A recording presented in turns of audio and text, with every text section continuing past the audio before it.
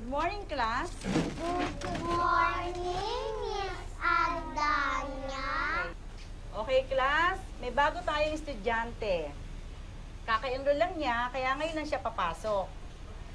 May condition siya na di pangkaraniwan. Siya sa birth defect. Pero katulad niyo rin siyang na gustong pumasok sa eskwela. So, please welcome to the class, Caroline de la Cruz. Sige na, Bingbing. Pinakilala ka na ni Ma'am. Ano ang mukha mo? Maskara ba yan?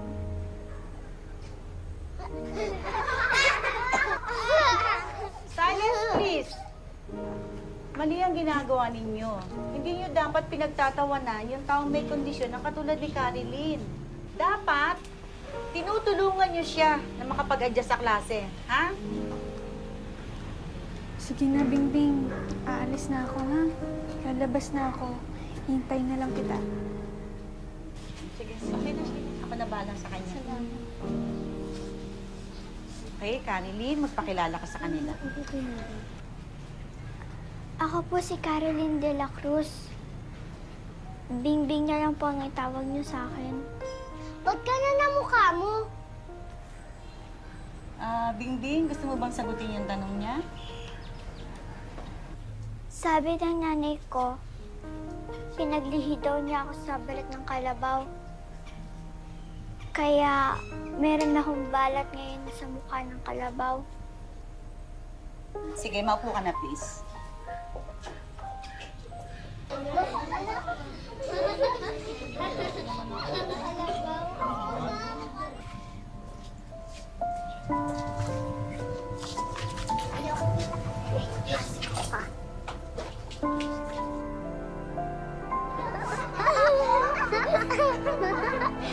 Kalabaw. Kalabaw. Kalabaw talaga. Kamukha ba talaga ang kalabaw? Oh, ba't nandiyan ka pa rin? Hindi ka ba papasok? Ano ba yun? Oo, hindi. Halika na, pumasok ka na. Ayoko na pumasok. Ayaw naman ng mga bata sa akin eh. Lumalayo sila sa akin. Kaya ka nila nilalayuan kasi hindi ka pa nila kilala. Hindi nila alam kung gaano ka kabait, at saka kalambing, at saka... Teka, baka hindi ka pa naliligo, kaya nilalayuan ka nila. Mabaho ka ata eh. Paano nga? Ay, bantot! Mama! Si Ate Nene! Tsaka si Ate Sheila! Uy, tama na! Ano ba? Gagawin mo laro niyan. Anak, bangon na. Halika na, papasok ka na. Yung uniforme mo nakahanda na doon, tsaka almusal mo. O ayan, tatlo na kami nagsasabi sa'yo pumasok ka na. Tayo ka na, bilis. Bakit ba pinipilit yung bata? Kung ayaw pumasok, edi huwag pumasok. Charlie, ano ka ba? Napapag-iwanan na tong anak mo. Dahil ayaw mo kasing i-enroll, tapos ngayon gusto mo na naman siyang huminto. Papasok siya, tapos anong mangyayari? Pagtatawanan. Ang bata kailangan mag-aral. Tapos, Bing, anak, huwag mo intindihin si tatay. Halika na, tayo ka na, mag-aaral ka ha. Lahat ng bata dapat mag-aral, anak, ha? Hindi naman po ko katulad ng ibang bata. Iba po ang itsura ko sa kanila.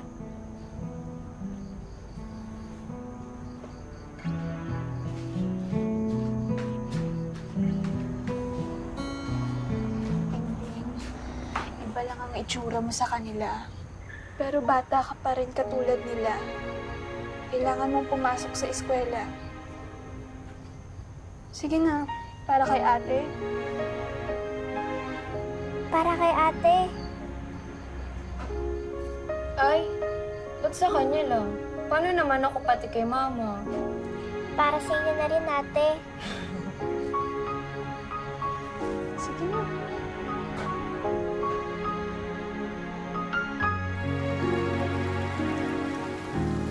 Ay, Nene. Ay, Bingbing. Ay, Sheila. Pwede makisabay? Makisabay? Oo. Eh, di ba pupunta ka sa trabaho mo? Baka mapalayo ka kapag sumabay ka sa amin. Hindi, maaga pa naman. Tsaka alas may kung nagbubukas sa opisina. Alas 9? Wala pang alas 7, nasa daan ka na. Yes. Kasi ano totoo niyan, kung ako pa hinihintay. Kasi baka mamaya, walang kasabay yung ate niyo pa uwi.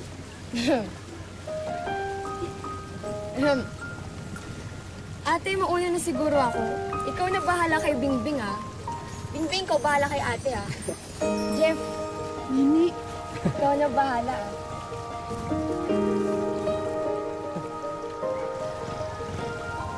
Tara na po, ate. Tara. Mahiling pa po ako sa eskwelahan. Sige, sabi ko nga.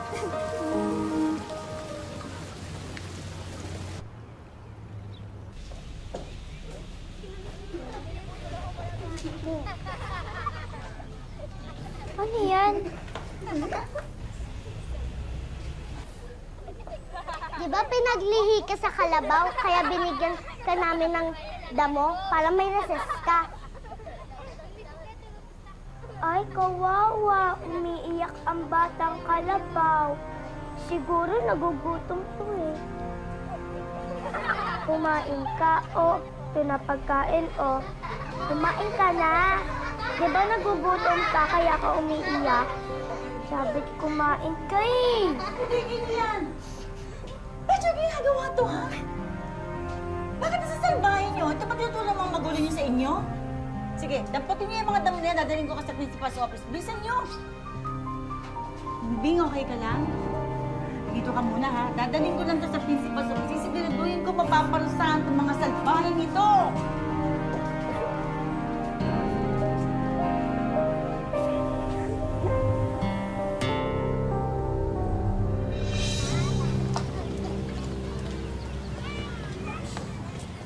Aswang na pinaglihi sa kalabaw. Alam mo ba na pinatawag ng principal ang mga magulang namin dahil sa'yo? Ha? Wala naman ang ginagawa sa inyo basta. Kasalanan mo to lahat eh. Dapat doon ka lang sa bukid. Kasama ng ibang kalabaw. Kalabaw, kalabaw, kalabaw.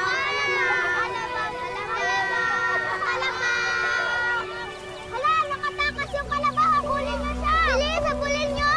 Bilis.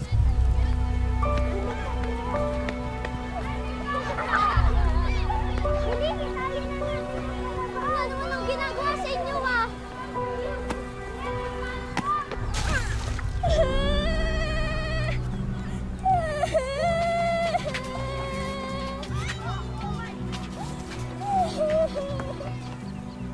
Bing! Bingbing!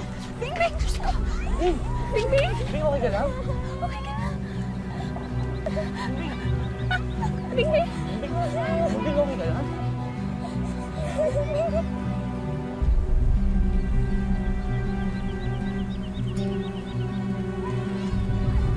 Patay na sa klinik! Sa oras na matsyempohan ko talaga mga bata, lagot talaga sila sa akin. Kakalbuin ko sila. Nakakainis. Tama na, Nick. Maayos naman eh. Nakipag-usap na yung magulang ng bata sa akin. Sabi nila, sila ro bahala sa pagpapagamot kay Bingbing. At saka humingi naman sila ng dispensa. Ano nga ba sinasabi ko eh? Kaya kahit nung una pa, tutol na ako sa pag-aaral ni Bingbing. Charlie, hindi naman pwedeng ikukulong natin sa bahay ang anak natin habang buhay niya. Siyempre, kailangan din niya makapaglaro sa ibang bata na katulad niya kasi edad niya. Yun na nga eh. Hindi siya katulad ng ibang bata. Tay!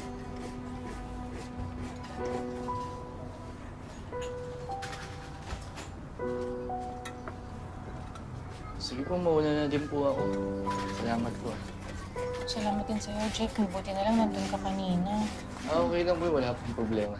Sige, salamat po. Sige. Sige, salamat, Jeff. Ingat ka, ha? Sige po, salamat po. Mabait na bata yung Jeff na yan, ha? Naniligaw ba siya sa'yo?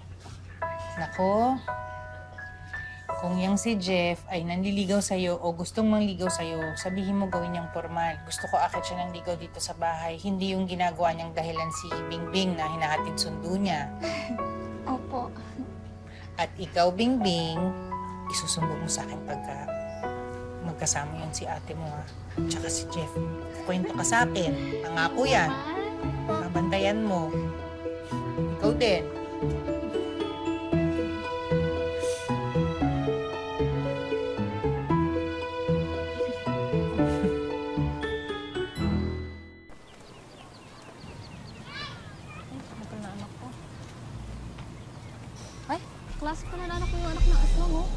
alam mo.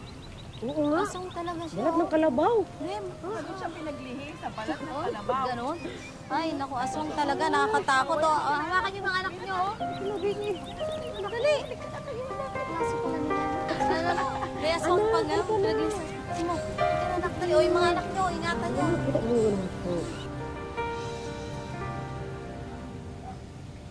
Mabilis na naging matamis ang pagtitinginan ni na Jeff at ng ate ni Bingbing na si Sheila.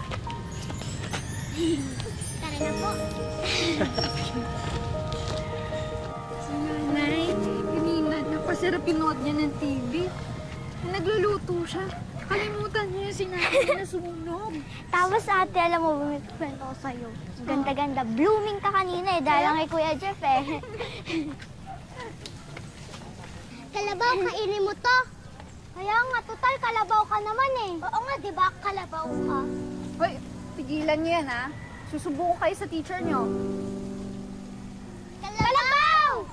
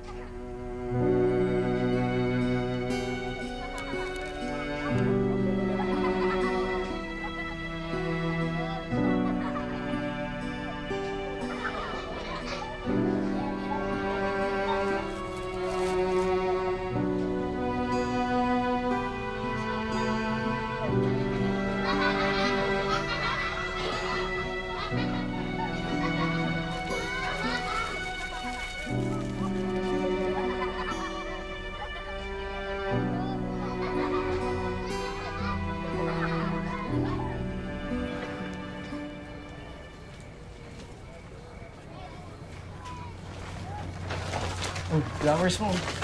Thank you. Gusto mo ba? Ay, may bisita ka pala. Oo po, Tita Shirley. Ay, Tita Shirley.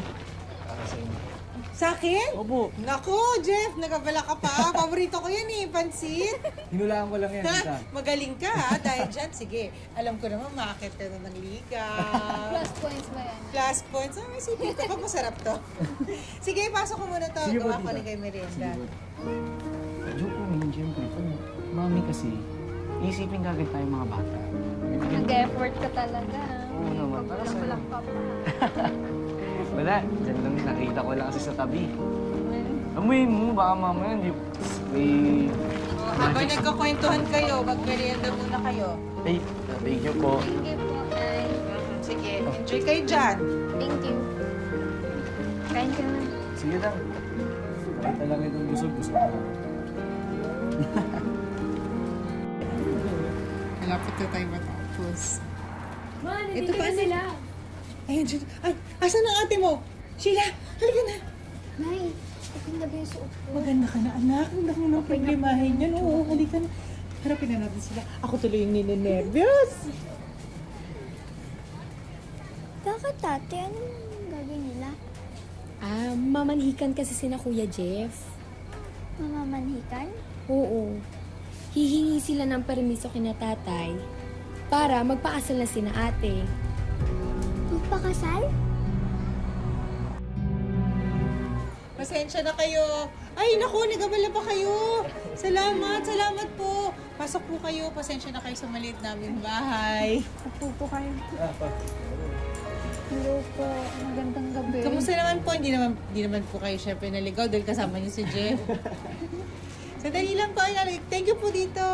Maraming salamat po sa pagkain. Nagabala pa po. Nang maunawaan ni Bingbing ang ibig sabihin ng pamamanhikan ng nobyo ng kapatid niya, nakaramdam siya ng lungkot dahil nabatid niya rin na mawawala na ang ate niya sa piling nila. Bakit ka malungkot? May sakit ka ba? Aalis ka na po kasi. Ha? Narinig ko po nung Pasko. Nilipat na daw po kayo ni Kuya Jeff ng ibang lugar pag kinasal daw po kayo. May trabaho kasi sa ibang probinsya si Kuya Jeff mo. Kaya kapag kinasal na kami, doon na kami titira. Huwag ka na umiyak. Hindi ka ba masaya para kay ate? Masaya po. Kaya nung Wala na po manggigising sa akin. Wala na po mag-aatid sa akin sa eskwelahan. Wala na po magbabantay sa akin pa uwi. Nandiyan naman si Ate Nene, si Nanay, tsaka si Tatay. Hindi naman po ako mahal ni tatay eh. Lagi nga po siya ganyan sa akin. Tsaka ayaw po niya akong palabasin ng bahay. Hindi, mahal ka nun. Nahihirapan lang siyang ipakita sa'yo. Ganito na lang, kapag nagkaanak ako, magpapatulong ako sa'yo na mag-alaga sa kanya. Gusto mo ba yan? Talaga po? Kaya lang, sana po hindi po siya maging kapareho sa akin. Eh ano naman kung kapareho mo? Kapareho mong malambing, mabait, at saka malakas yung kilite. Mahal na mahal kita. Tatandaan mo yun lagi, ha?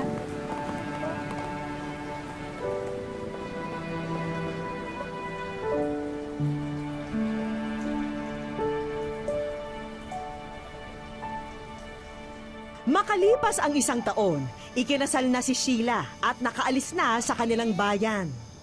Bingbing, anak! Po, Bing, nasaan ang ate nene mo? Pumunta sa bayan. Bumili ng ice cream para sa medianoche natin mamaya. Naku, uutusan ko pa naman siyang bumili ng asin dahil meron pa akong lulutuin. ma, ako na lang po yung bibili po. Anak, sigurado ka ba? Opo, malapit lang rin naman po yung mga tindahan. O sige. Oh, anak, mag-ingat ka ha. Opo.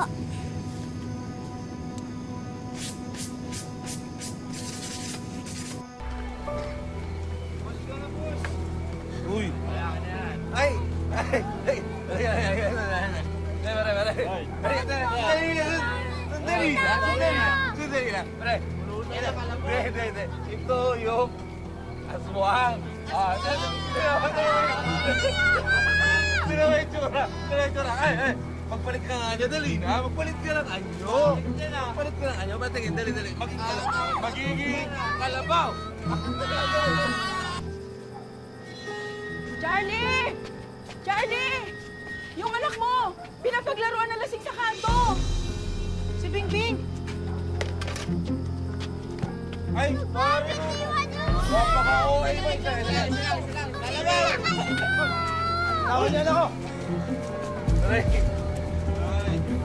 Kapal ang mga pagmumukha ninyo. Hindi aswang ang anak ko. Kayo mas masahol pa sa aswang. Ha? Dali!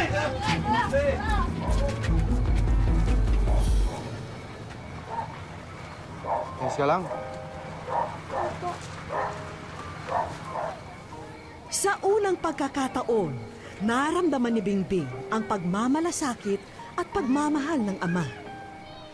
Doon na rin labis na naunawaan ng dalagita na iniiwas lamang siya ng magulang sa mapanghusgang mata ng mga tao, kaya siya naging mahigpit sa kanya.